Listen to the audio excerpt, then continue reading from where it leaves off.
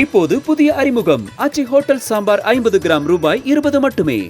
ராமேஸ்வரம் மேற்கு கடற்கரை பகுதியில் கனமழையால் சேதமடைந்த படகுகளை அமைச்சர்கள் KKSSR ராமச்சந்திரன், ராஜகண்ணப்பன் ஆகியோர் ஆய்வு செய்து வருகின்றனர்.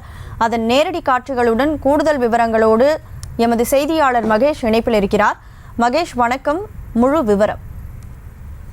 நிச்சயமாக கனிமொழி, ராமநாதபுரம் மாவட்டம் மண்டபம் பகுதி அருகே மேற்கு கடற்கரையில் 2 தினங்களுக்கு முன்பு பெய்த கனமழையால் 5க்கும் மேற்பட்ட விசைப்படகுகள் கவிழ்ந்து சேதமான நிலையில் ராமேஸ்வரம் மேற்கு கடற்கரை வருவாய் மற்றும் பேரிடர் மேலாண்மை துறை அமைச்சர் KKSSR ராமச்சந்திரன் மற்றும் பால்வளத்துறை அமைச்சர் ராஜகண்ணப்பன் ஆகியோர் சேதமடைந்த படகுகளை ஆய்வு செய்து வருகின்றனர்.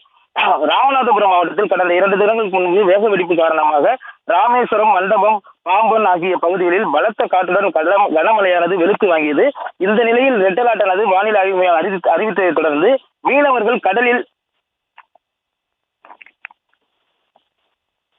மீனவர்கள் கடற்கரைக்கு செல்லக்கூடாது என்ற ஒரு அறிவிப்பையும் வானிலை ஆய்வு மையமானது அறிவித்தது. இதனால் மேற்கு கடற்கரையில் 100க்கும் மேற்பட்ட மீனவ குடும்பங்கள்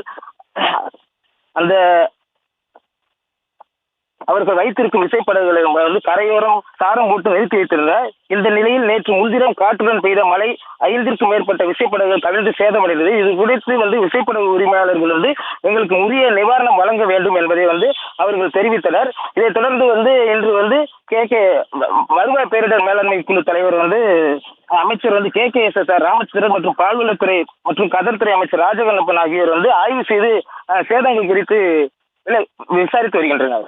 கனிமொழி, விவரங்களுக்கு நன்றி மகேஷ்.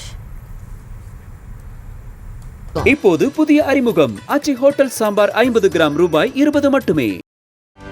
செய்திகளை உடனுக்குடனும் துல்லியமாகவும் தெரிந்து கொள்ள சப்ஸ்கிரைப் பண்ணுங்க.